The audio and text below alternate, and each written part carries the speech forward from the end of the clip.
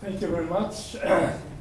It's indeed a great pleasure to be here, seeing so many young students in front.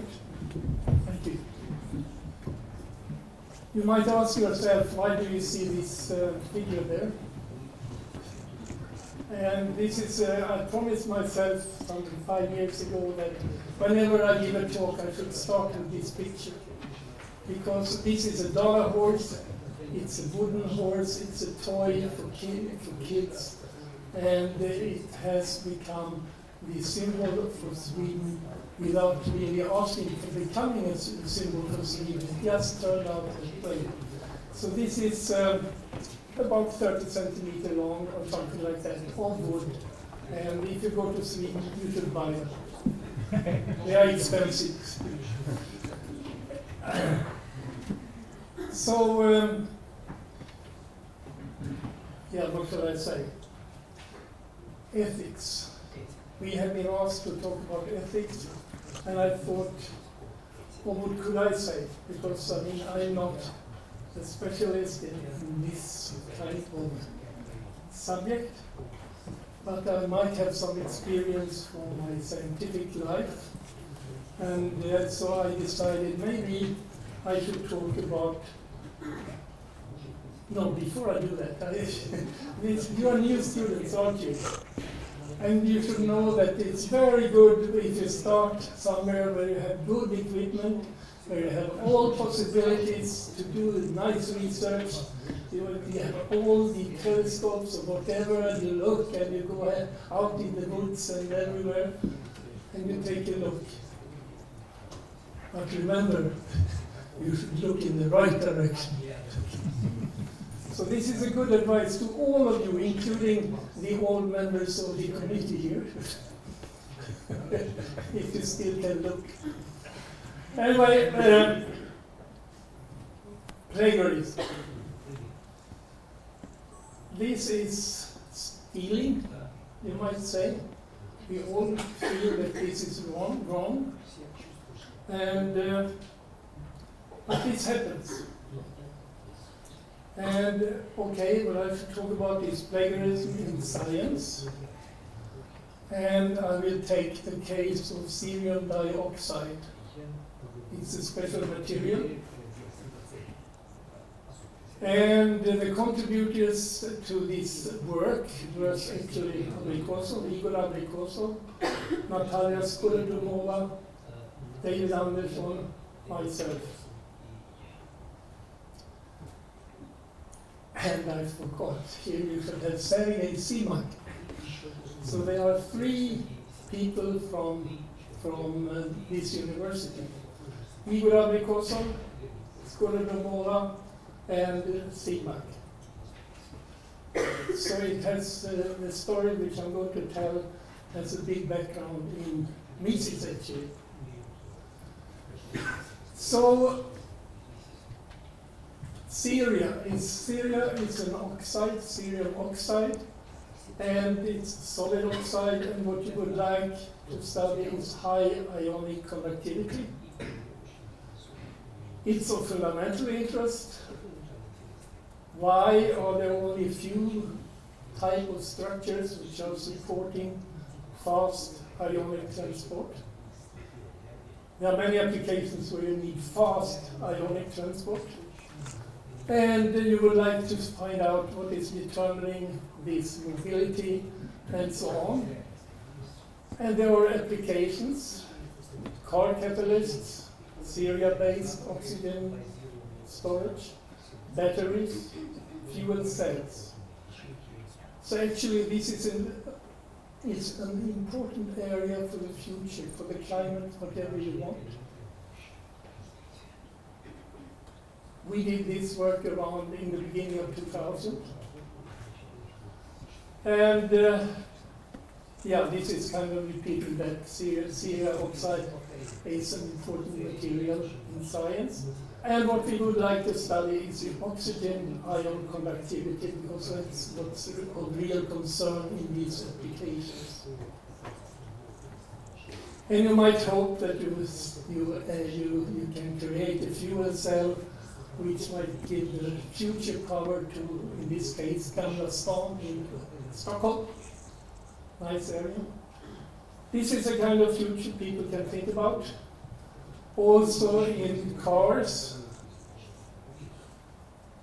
And what is happening is mainly that this area, cerium dioxide, goes back and forth between cerium dioxide and cerium trioxide in this process of ionic conductivity. So this is the basic of the whole thing.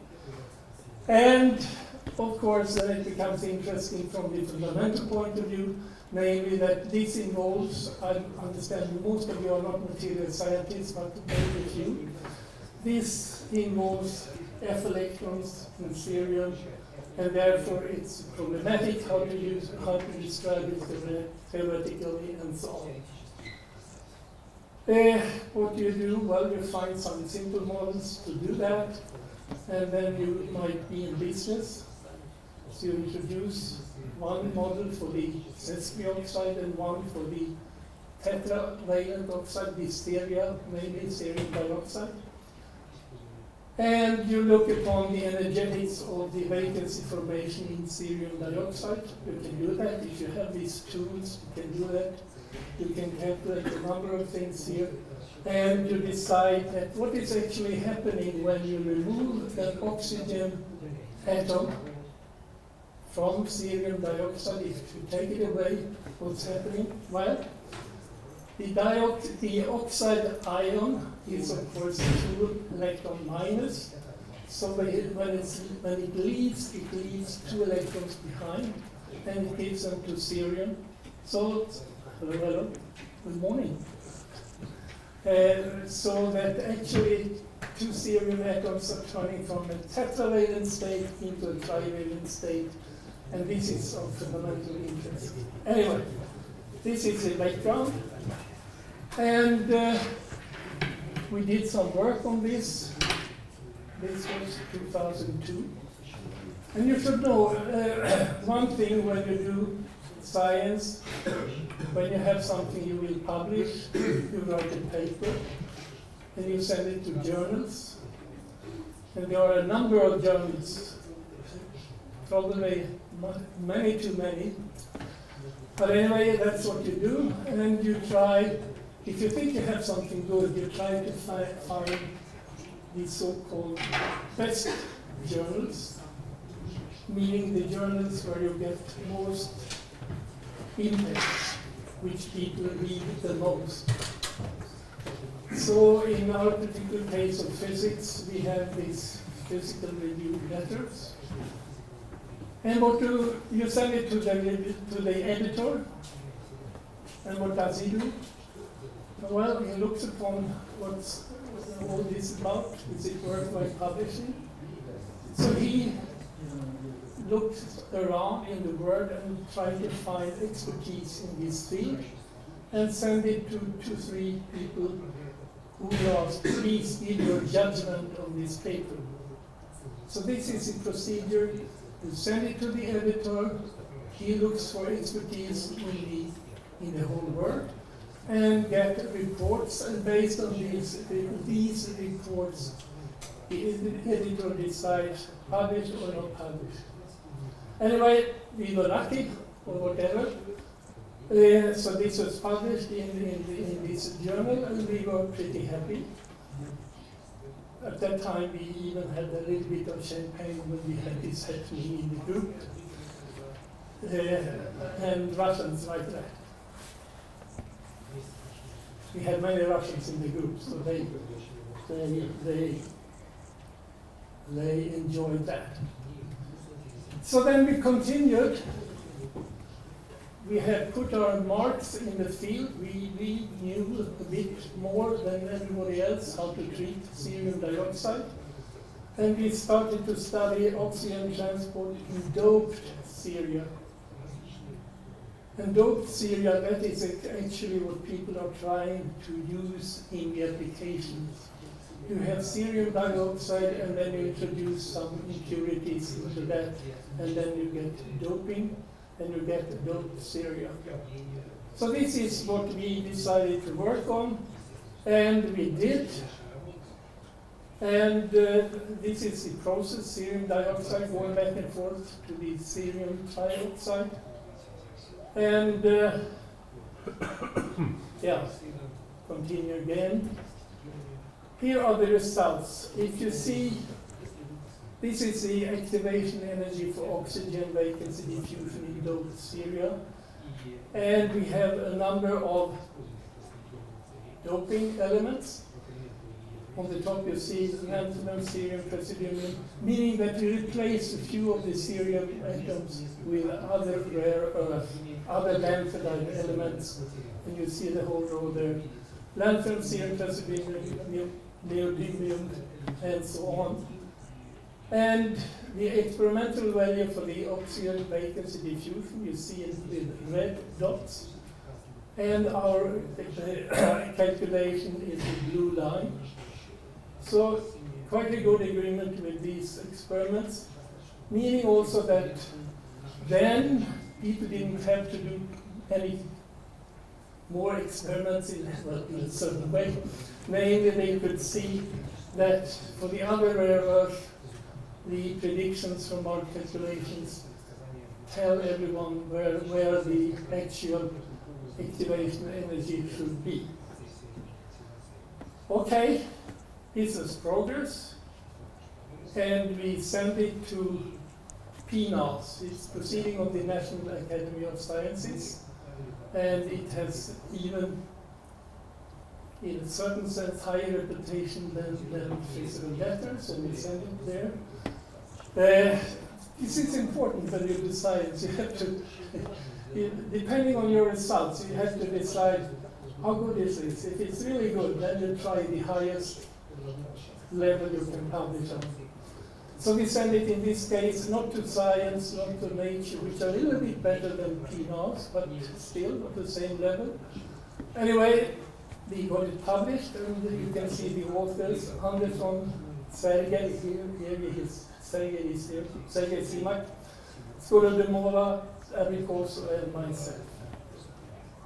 And the work was mainly done by David Andersson, the first author, who was my student. At that time I was in Stockholm. He was my student in Stockholm, and he was working on this ionic conductivity in doped cerium. So this was maybe even his first publication. Not too bad.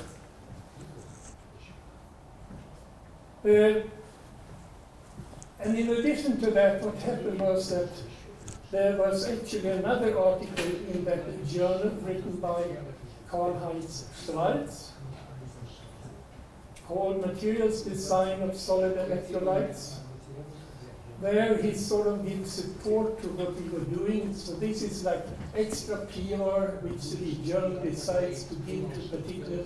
They look upon all the articles they publish, and they pick up someone which sort of shines a little bit more, and then they had somebody to write about that article. So why am I talking so much about this? Well, first of all, I want you to understand that PNAS is not just any journal, it's really top of the cream, and even it was recognized by the, in this case, the editor and Karl-Heinz Schwarz writing about this, and meaning also that David Andersson got a lot of invitation to international conferences to give a talk on this subject. And so we really had put our mark on the field that this is something which the student David Andersson is the leading expert in the world working on. So this is just to give you a feeling for what it was all about. This was really something great, especially for David Andersson in the beginning of his career. Then, what happens is the following. I think it took a year Then the Sergei Simak, he was in Linköping, as well as other courses, but it was Sergei Simak who called me up Sunday evening. I remember this as yesterday. He called me up and said, "Borje, something has happened." Oh, I said, "What?" "Oh, you see, I was so curious to see what has been happening about cerium dioxide." So he went into famous internet, searching for cerium dioxide, and found an article with a very exciting title. And he got so shaken that he had to look it up immediately. And he did. And now you cannot see it so clearly, but the title was Determination of Dopant of Ceria System by Density Functional Theory. This is exactly what we were doing in our year earlier. And he started to look into this article, he started to look at the abstract, and got a shock. I don't know, let's see if I have a better slide here. Yeah. If you see to the left, you have David Anderson, his article. It's the abstract start oxides with a cubic fluoride structure, for example, cerium dioxide, are known to be good solid electrolytes when they are doped with cations of lower valence than the host cations. Look at the right side. Abstract of this article, which was published in the Journal of the Material Science. The abstract start oxides with the cubic fluoride structure, for example, cerium dioxide, are known to be good solid electrolytes when they are doped with cations of lower valence than the host cations. Absolutely the same. And if you go on, the whole abstract is the same as our abstract. And this was published a year later in the Journal of Material Science, which is, it's not the real top, but it's certainly a respectable journal. It was published there, and it was nothing but a copy. The thing was, it was not only the abstract, the full article was copied. I almost said every misspelling was kind of part of it. And of course, they did not, in an article, you have acknowledgement, you thank who's giving money to your research and so on, and of course, we were thanking the Swedish Research Council for supporting our work and so on. That they didn't. That was not copied. No. Okay. Yeah, here you can see it in more detail. There was, however, if you look into detail of it, it was some little bit more differences than you can believe. They had introduced reference 9 and reference 10. They refer to David Anderson Pina's article. So not only do they copy the article, they even cite it. And also on top of it, they cite Schwarz, Karl-Heinz, a little bit misspelling, but anyway. So there was no end of this.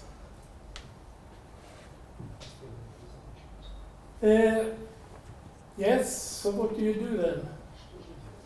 Well, we looked, of course, in the evening we were rather frustrated, Sergei and I, and we didn't know what to do, and he was searching more, and we looked upon a few of these authors, Seladerai and I can hardly pronounce, Mutokru Karaman, something like that, and truly enough, they were really studying oxygen conductivity in ceria and cerium-based materials experimentally. So no doubt that they were interested in our article, of course not.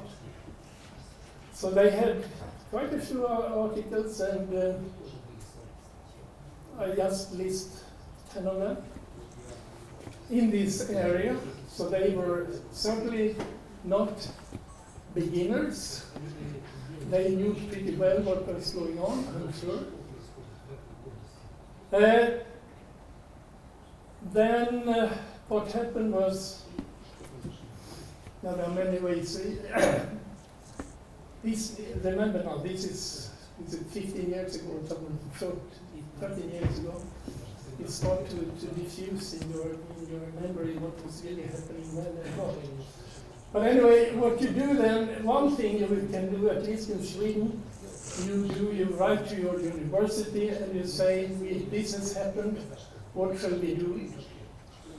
And because you write to the university rector, I got the experience, I didn't know this, that I was rather young still at that time.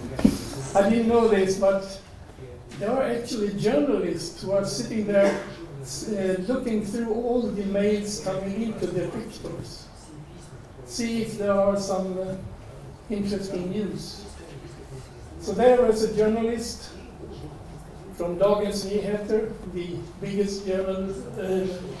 biggest journal in Sweden, and she picked it up, called me up, and I'd like to have more information about what is happening here. So remember, if you write to the rector, you better write something you don't want to be spread. This was okay for me, because of course we wanted some attention to such a, in principle, terrible thing. So here is the article, and it's in Swedish, and I have a translation here, but let's see how much, maybe I can tell you already now, that one thing which happened, because this Journal of Material Science, they have also representatives in India. They started to investigate the thing, and they started to do work on that. And sooner or later, David got an email saying, you had contact to this person. David, well, he said, I don't know. He was writing on his thesis. How could he didn't care about what he didn't understand what they were writing about. So he didn't do anything, and then 1 week later he got another letter from this investigator that yes, he should look, and he did look. Oh yeah, now he remembered. He got a request from this author about our article, because he was saying he was so interested in the subject cerium dioxide.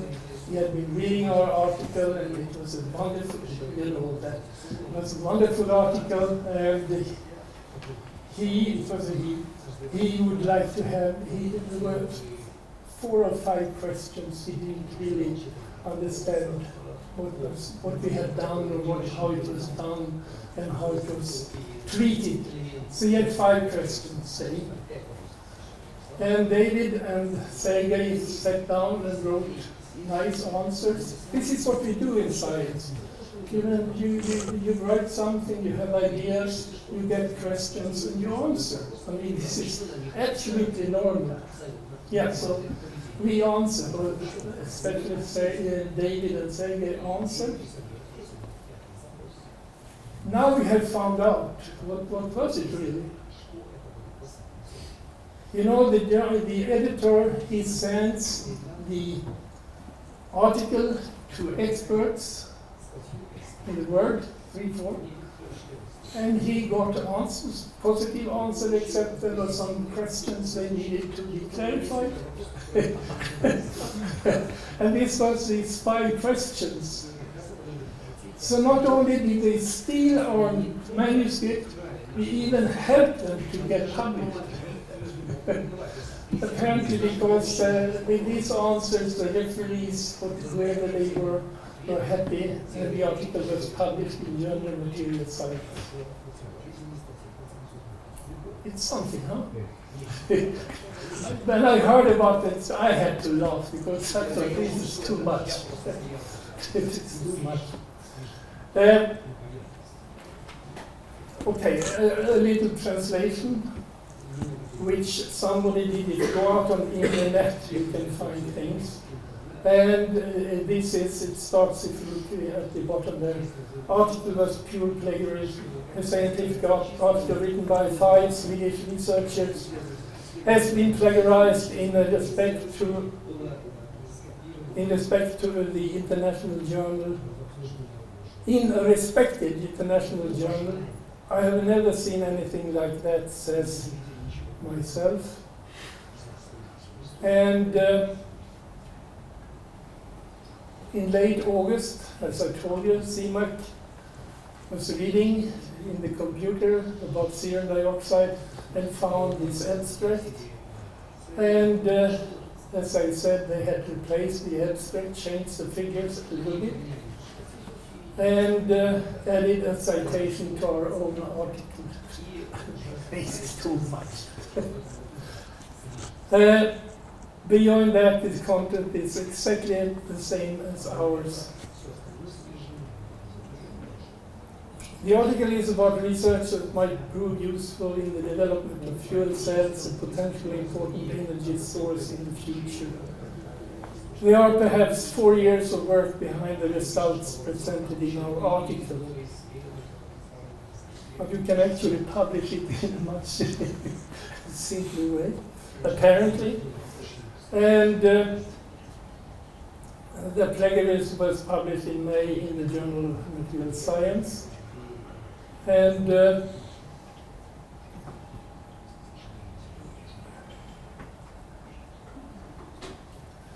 Barry Carter, who was the editor, is the editor still. Let's see. The plagiary was published in May in the Journal of Material Science, a scientific journal. Editor-in-chief Barry Carter writes in an email to Dagens Nyheter, because they did what the university should have done. Dagens Nyheter, the journalists, they go. We come back to the university part later. They go and then they emailed to Barry Carter and asked him about this case, and he says that this is one of the most serious cases of plagiarism he has seen. A retraction will soon be published in the journal. Notice that. A retraction will soon be published in the journal. The article is still published online, but Barry Carter writes further that the publisher, Springer, are investigating whether on how it can be removed from their home page, or their what do you call it in English? Not home page, you call it your web page.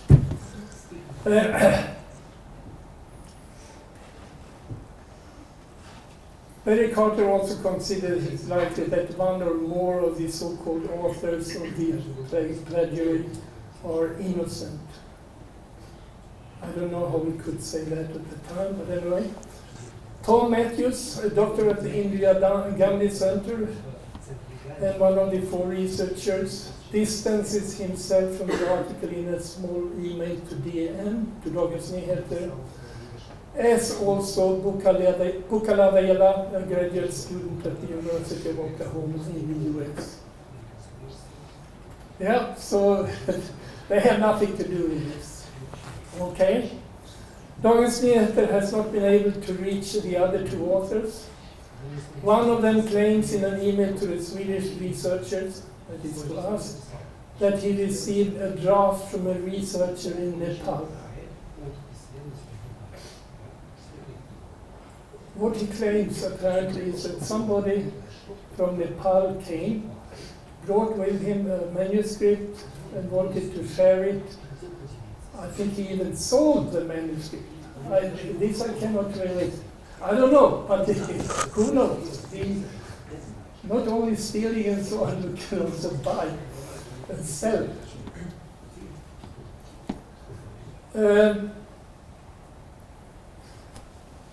So that was another way to get around the whole thing, that you actually got it from someone and you sent it away and it got published by accident or something like that.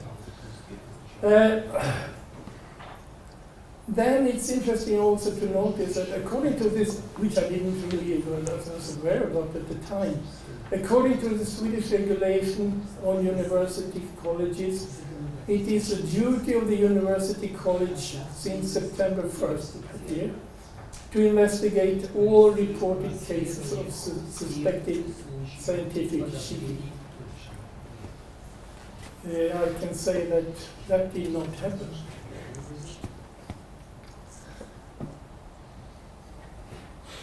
And it's interesting that Dagens Nyheter knows more than we. So if you're a journalist, you know how to sneak up news and so on, yeah. Then I would like to bring your attention to a journal, maybe you have seen it. It's a journal, Improbable Research. Have you seen it? They published about the Ig Nobel Prize every year in September. It was published last week, a week ago. And for example, in 2000, they gave the Ig Nobel Prize. It's not a real prize. It's a real prize, but not a Nobel Prize, Nobel Prize. And in 2000, the Ig Nobel Prize in physics was awarded to Andre Geim, Nijmegen and Michel Berry, University of Bristol, for the magnetic levitation of the diamond frog. Michael Berry is famous, he's even a Sir, to my knowledge, and very respectable. And Andre Geim, he was not known at the time, not known, now he's so known. He is a Russian from origin, and he has now a professorship in Manchester, and he got the real Nobel Prize, he got 2010, something like that. And the Ig Nobel Prize is honor achievements that make people laugh and then think.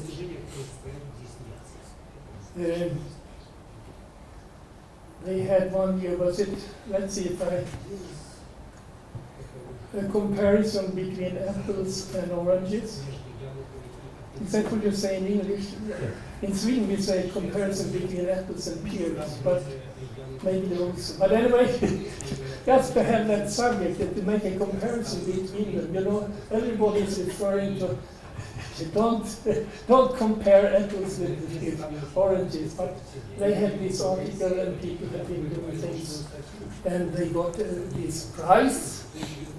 And this year, I happen to remember, they had one of them in, was it in physics or in biology, namely that the left testicles in French male men is warmer than the right one. Think about it. So you have a great future. You can find out real great subjects and write articles. And you need to publish it somehow. But anyway, there are a number of them. You should look it up because there is plenty of room for laugh. I'll tell you that.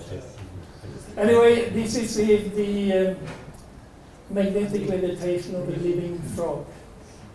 And Andre Geim,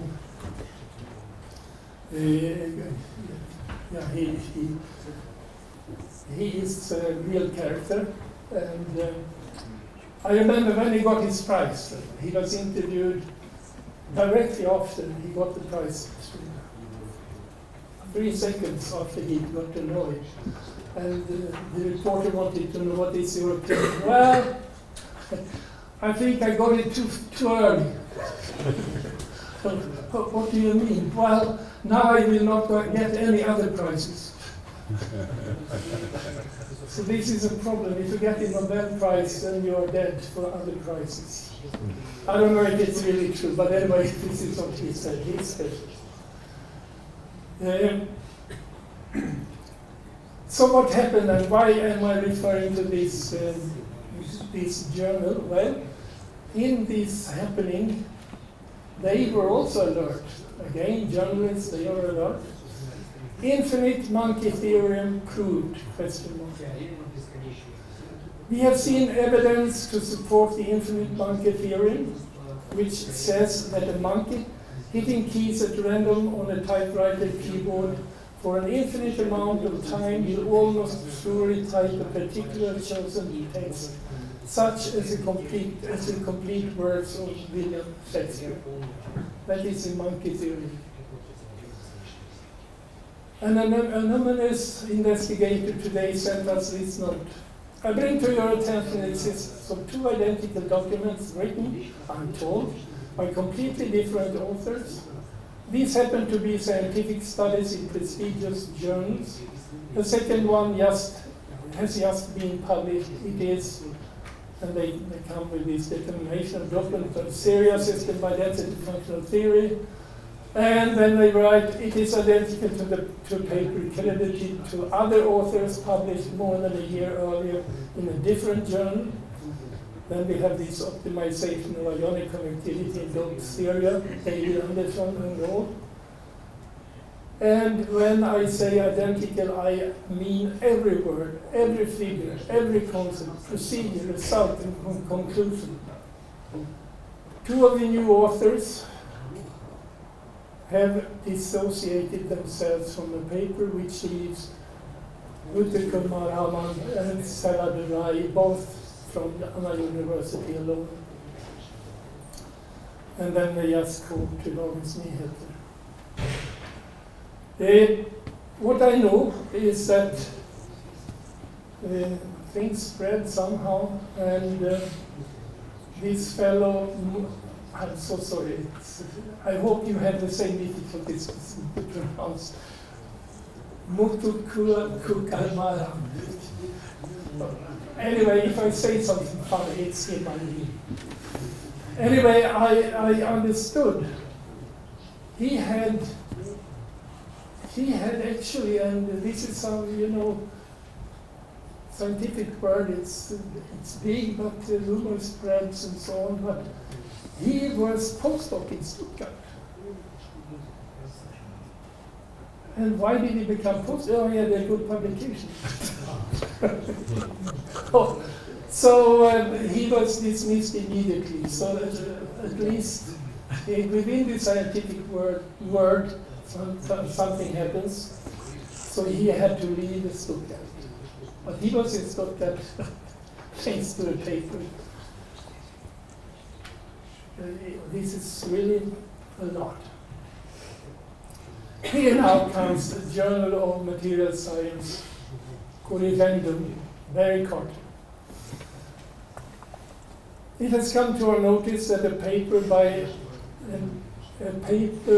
entitled Determination of Dopant of Cerial System by Density Functional Theory, which was authored by Mutakubaraman et al. And was published in the Journal of Material Science, is essentially a reproduction of a paper entitled, and then this, and which was authored by Anderson et al. And published in PNAS.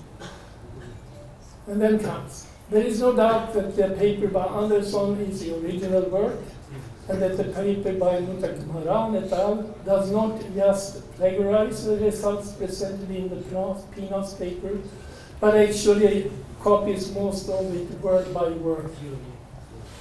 And then comes. The editors and publisher of Journal of Material Science have apologized to the authors and publishers of the PNAS article. Yes, they did.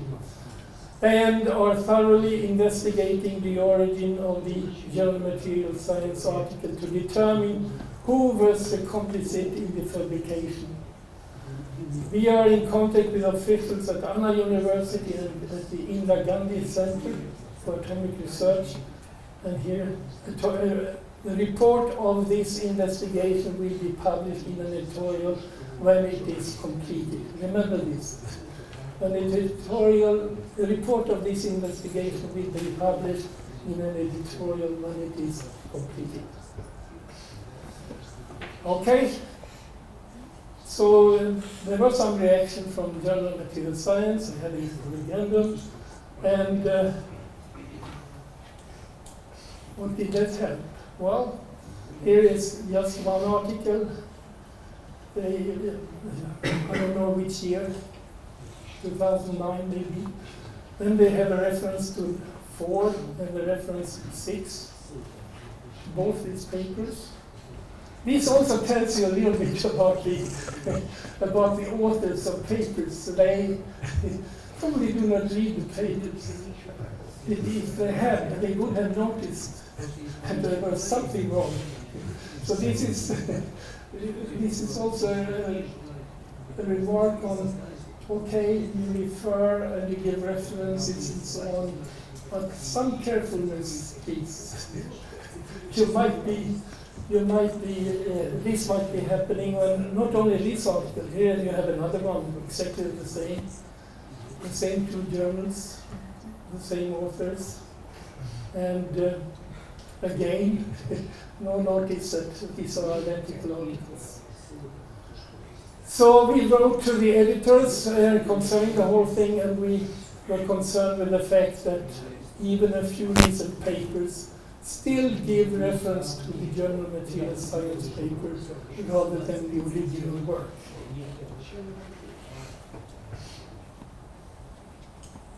These 2 cases are unfortunate, and consequently we would like to ask for the plagiarized article to be either removed from the online catalog or publication of an erratum that is more obvious to the readers.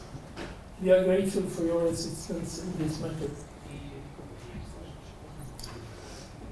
Some correction came, and if you look it up, actually it looks like this. If you go into the homepage, you will look for this article determination of dopant of ceria. You find three places where you can find it, and you can go further, and you can actually trace the full article. So, I mean, it's still there on it's okay, it says retracted and so on, but it's still, you can read it, and you can follow all the whole article. And even the even references to us. I think, so in the citation we have got one reference we don't need.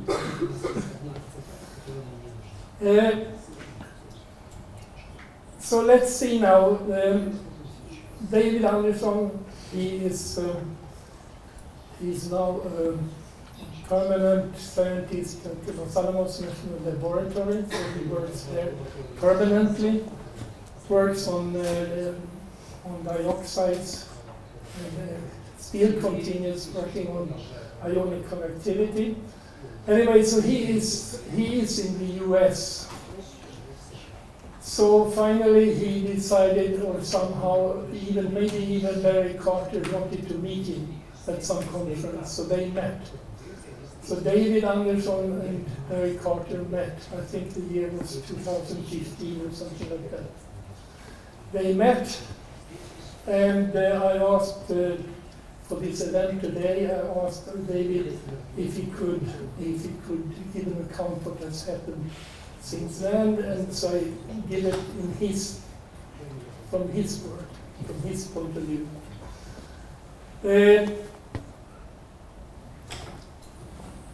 He says the meeting was very good. Barry Carter, the editor, gave a very thorough account of the case. They did a commendable investigation and actually have a lot of information about what happened, but they never managed to get the complete bottom of the things. There is a report, but for various reasons, he said that it was not suitable to make public in the present form. He wanted to work on that, but as for all of us, it's hard to find the time to clean up so that it's suitable for public review. I can understand that, says David. He said he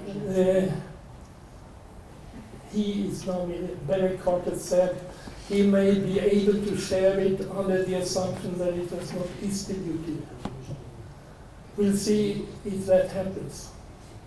However, Barry is preparing an editorial in the journal on this issue, and it will be published, but there is no date set yet. They took too long to retract the paper and should have communicated better, but they did a very thorough job investigating and revising their editorial procedures to deal with similar issues.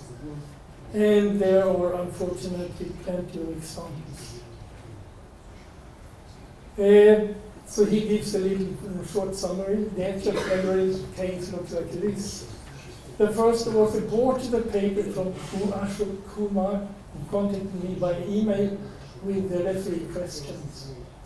So this Kumar is not on the paper, but he was making the emails. So he is unknown. Who knows if he exists? Probably not.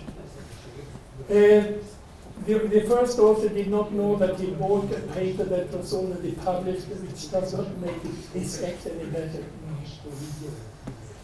The first author was put in contact with Ashok Kumar by the person who was a student at Oklahoma. That is why he appeared on the paper. They have interviewed everyone on the paper, as I understood, but it has not been possible to track down Ashok Kumar, if the person exists. The first author apparently got his degree. Yeah. He was a postdoc. And is now active, but has switched his first and last name to avoid being associated with this incident. That's a good move. Yeah, you can, there is a telephone number, you can call me if you want. And he also says, and this makes me a little bit nervous about what I'm telling you now. Most of the information that was discussed with Barry was in confidence and should be viewed as not public at this point. However, 13, 14 years, start to think, do you have any obligation to journal material science? I don't know. Anyway, David, living in the US and so on, he says, I will not say anything to the press about this. Journal Material Science did all the investigations, that's true. However, once the Journal Material Science publishes the editorial, whatever they conclude, can be made public, will be available. At that point, it's a great idea to alert the university press. My understanding was that the editorial will be pretty open and blunt. One reason for the delay was that the editor was advised to get legal advice before publishing. Think about that. So what is holding them back? Apparently, once you have published something, even if it's wrong like crazy, even if it's waterproof, if it's stolen and everything, it seems that it cannot be removed. So this is something, I mean, you are young, you can study ethics and all that, but I don't know anything about the legal part of this, but apparently it seems that once you have reached the publication, it's there forever. And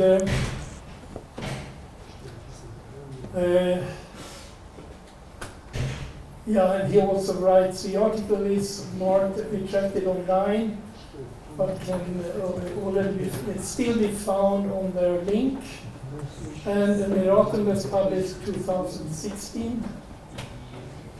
And then David writes, I don't remember all the details very clearly any longer, but I'm not sure about that the Indian investigator ever contacted me. I can have forgot it. And if he contacted me, so was it via email. I remember he was contacted, but I mean, time goes on. Now comes another statement from Borье that the cheaters contacted me via email and asked a couple of questions about an article that you heard about. But the idea was to answer some questions from reviewers. I told you about that already. But then, what I remember, he also sent a very short förlåt, meaning excuse, email when the story started to develop. So he got an excuse email from one of the authors. Yeah.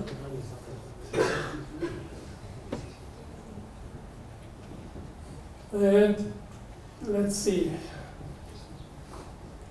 If you today, or rather yesterday, if you go in on the Web of Science, you get this, and it's still there. It's still there. You can also find the full article if you go a little bit further here.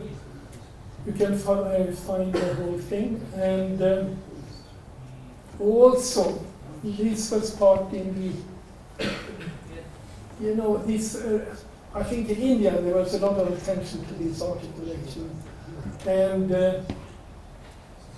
there are a number of comments. You can go into the internet and find a number of comments on this, and one of them writes, "I find it odd that after 2 months Springer is still investigating whether and how to remove it from their homepage.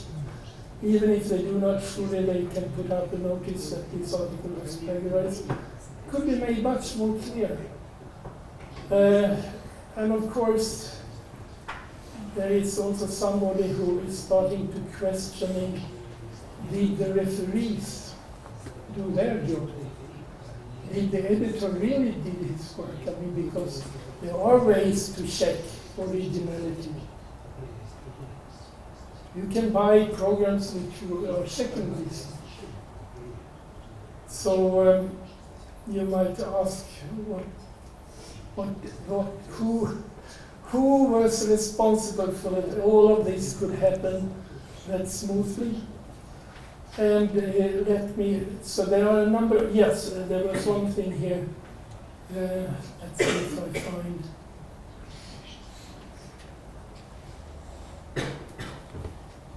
There was one saying, "Did you read the letter to the editor in this week's Nature?" This is another case. One of the authors from a Turkish university who had his and others' manuscript removed from ArchivX. There you can do it. For plagiarism, explain why they were phrases identical to other papers. They were just borrowing good English. Now, this is a problem, actually. And then a guy is writing and he is defending them. "It's inappropriate to single out my colleagues and myself on this issue. For those of us whose mother tongue is not English, using beautiful sentences from other studies on the same subject in our introductions is not unusual." I'm sure about that. "I imagine that if all articles from specialist fields in research were checked, similarities with other texts and papers will easily be found. In my case, I aim to cite all the references from which I had sourced information, although I may have missed some of them. Borrowing sentences in the part of the paper that simply helps to better introduce the problems here should not be seen as plagiarism. Even if our introduction are not entirely original, our results are, and these are the most important part of any scientific paper." There is some point into this. Anyway, there was a discussion about this on the net. I don't think I've seen anything in a very recent time, but one might ask also.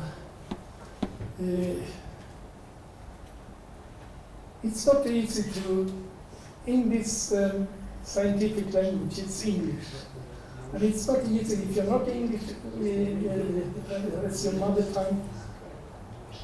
You are so impressed by those who can express themselves in good English.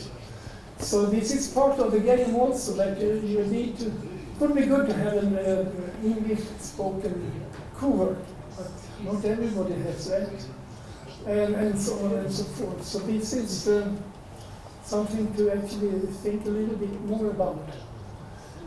Another thing is, of course, now we have a plagiarism. They were cited by now no more than 15 times, so it's not but anyway, 15 is more than none. You may also say, if you plagiarize a paper, publish it again, so to speak, science has not been destroyed, because they write the same as you wrote. So in that sense, nothing has happened. Only that we original authors might feel a little bit, what should I say, offended. Anyway, this brings me to the last slide here, that who is involved in such a case? Well, first of all, University A, in this case, my university, also Stockholm was involved, also Linköping was involved. They should take action in this. University B, meaning in this particular case, especially Anna University in India, maybe Oklahoma, and so on. There is something special about this, that you wonder, how come that the university, in my particular case, have started to wonder about this? They don't want to have dispute on this, it seems. It gives bad reputation if you start to have too much discussion about plagiarism, cheating. So they don't want really to make it public too much. So therefore, it was very good of these journalists to look upon all the mails coming to the rector. Probably would never have reached the public journals otherwise. So this is a matter of the university. It's a matter of the university where the plagiarism was performed. It's of course also a matter for the journal A, where it was really published. But I think PNAS, the Brazilian National American Societies, they have not really acted, I think. They are too good to go into this. And the Journal B, they are still struggling.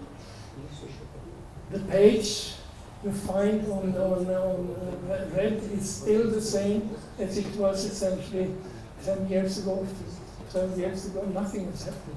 Nothing. And then, of course, it's we authors. I think we have been,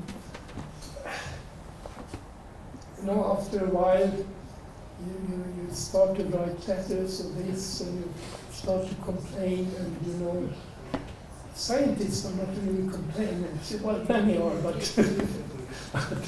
but it's not a habit you have to complain and complain and complain. And when a journal like Journal Material Science, when the only reaction you get is that they have just published what they published with no real comment.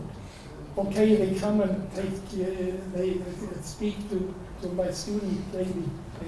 He's no longer my student, he's a respectable scientist himself. Of course, it's a good act, but so far it has meant nothing. So I don't know what to do with such cases or as plagiarism today.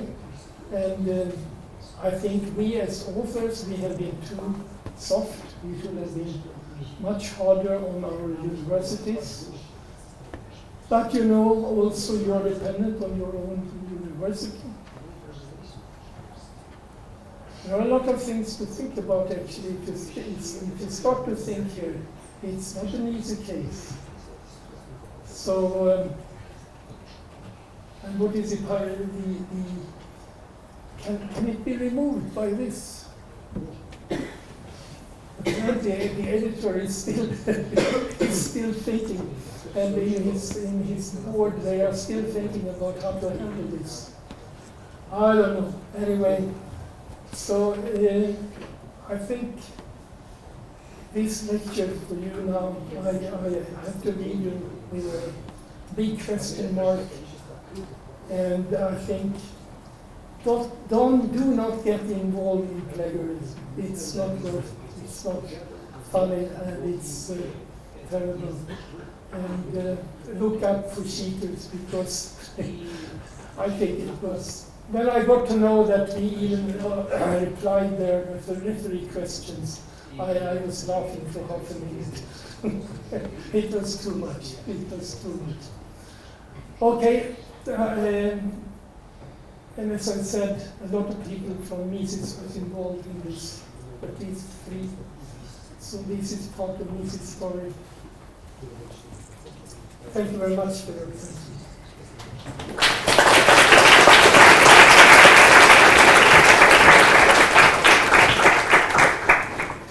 Probably some questions. Yeah, that's what I thought. We have plenty of time for questions. Please. Please, questions. We start with the young ones. Later. Okay, so I'm trying to start the discussion.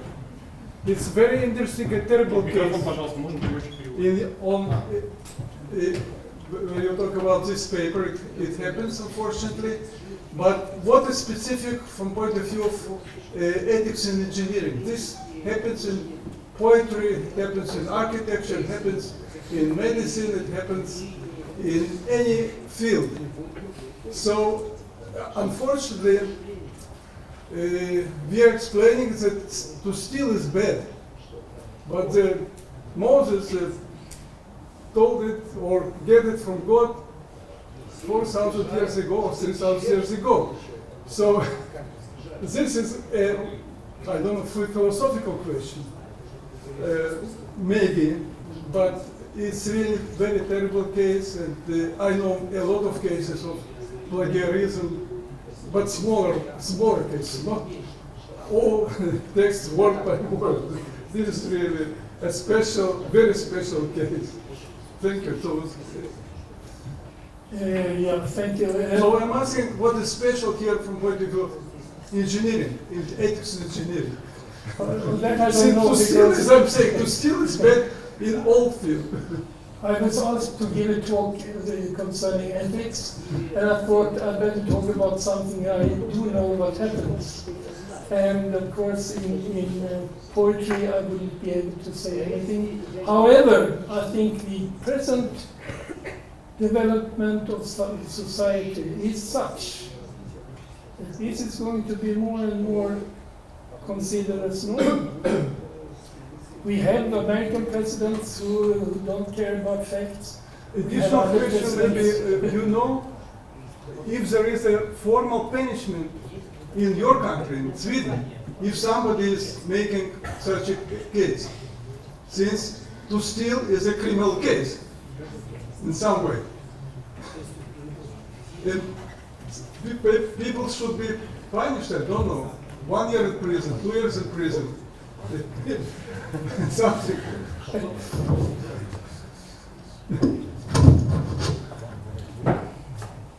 Вы можете задавать вопросы по-русски, только микрофон. You may ask questions in Russian. I can also ask in Russian, but you will not understand. Здравствуйте. Вот существуют некоторые конторы, которые... Здравствуйте. Существуют некоторые конторы, которые занимаются поиском работ на совпадение. И если я, допустим, хочу какую-то статью выложить, то если я могу обратиться в какую-то из этих контор, могу ли я доверять тем, что тем самым мою работу не украдут, не скопируют, и я не потеряю ее?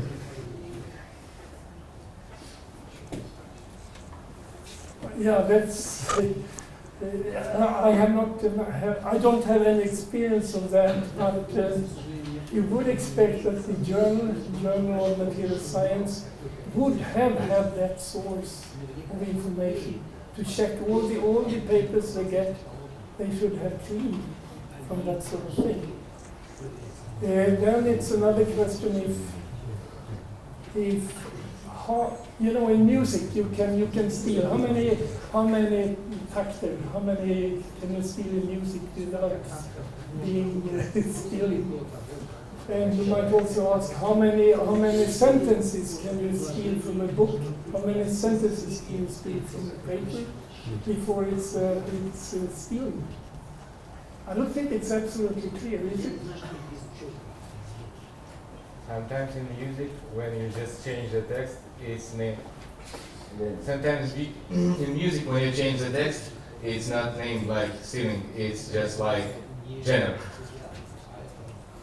So, either in a situation when you really lose your work, when you lose your work because of plagiarism, or another ones.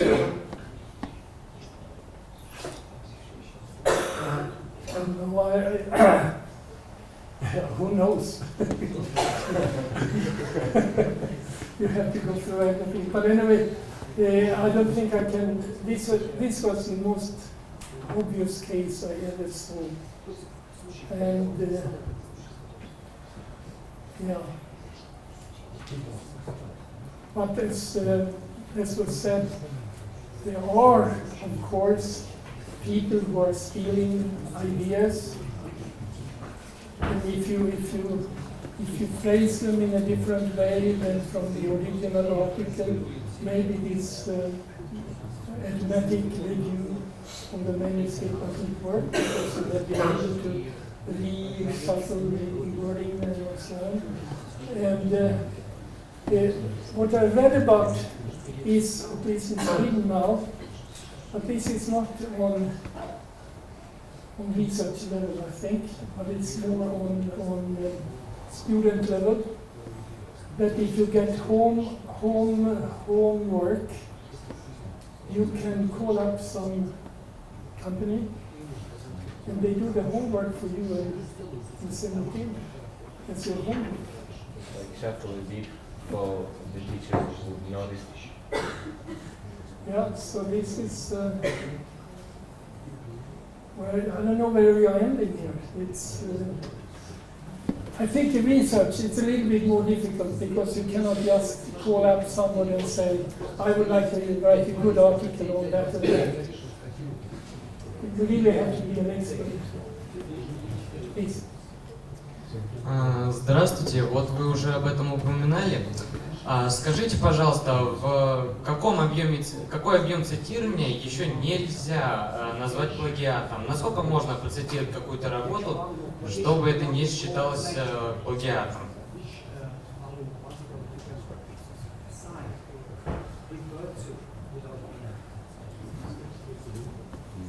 Yeah, this is exactly what I'm addressing. I don't think there is any.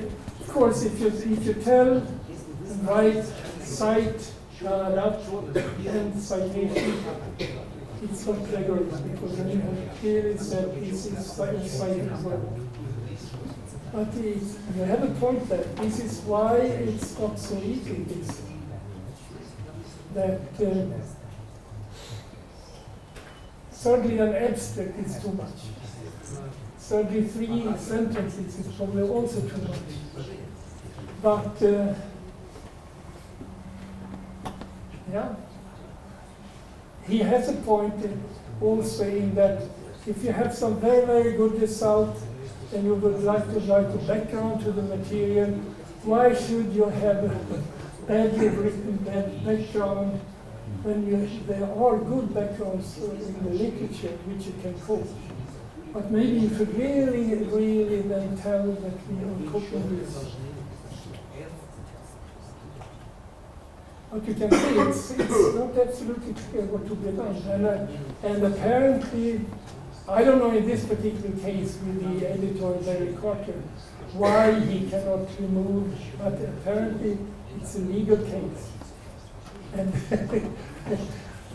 I mean, in US, okay, to have a lawyer there is very expensive, so maybe in Journal Material Science can find a lawyer good enough to find out how to do it. any more questions? I have one. I know that many good journals are very much afraid of plagiarism, and they try to have some software for understanding how much plagiarism you have in your paper.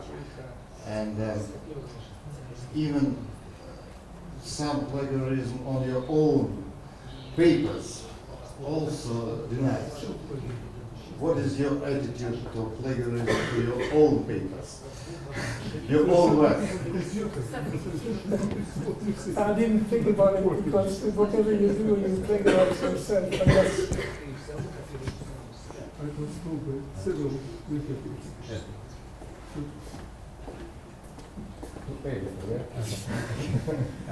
I think that was a brilliant lecture. I think today it's not possible for authors to dissociate themselves from a paper, as two of the authors did, because after the Bell Labs scandal, you have to take responsibility for the paper on which you are named as an author. So it's important for people perhaps to realize that you cannot later on dissociate yourself completely from the publication. that's true. In good journals today, you might get, from them you get the question, are you the claimed author to this paper? Are you the one who is part of this paper? And then you have to declare yes or no, and there you have a way to nail down who are the real authors. So this is something good. Maybe I could comment on your question on self-plagiarism. The interesting thing that we are discussing here is the rules of science, what is allowed, what is not allowed, and we determine that together in a way, right? Because these are the rules that we want to live by. And we had a very heavy debate in the Netherlands about a very prominent scientist. He was an economist, and he published hundreds of papers per year. He was one of the most cited specialists in the country and around the world, in fact. But then people started investigating, and it turned out that many of his papers had what they called self-plagiarism. But it doesn't mean that he had copied just a few sentences from one of his previous papers, but whole sections of a paper were completely copied from the previous paper. And of course, when you have such a high publication rate and so on, you can find all kinds of excuses. But at some point, people started saying, well, but that is perhaps not reasonable, right? If you want to publish something, it has to be original work, and you can maybe use a sentence again, but if you really keep repeating the same sections in many publications, then right, what is the use, what is the purpose, and since we are all accounted by how many publications we have, and there are citations and so on, then in some way it's cheating. So the rules are being discussed, but it's no longer regarded as acceptable to even have self-plagiarism. I think your words are great, and we can finish here. Thank you very much.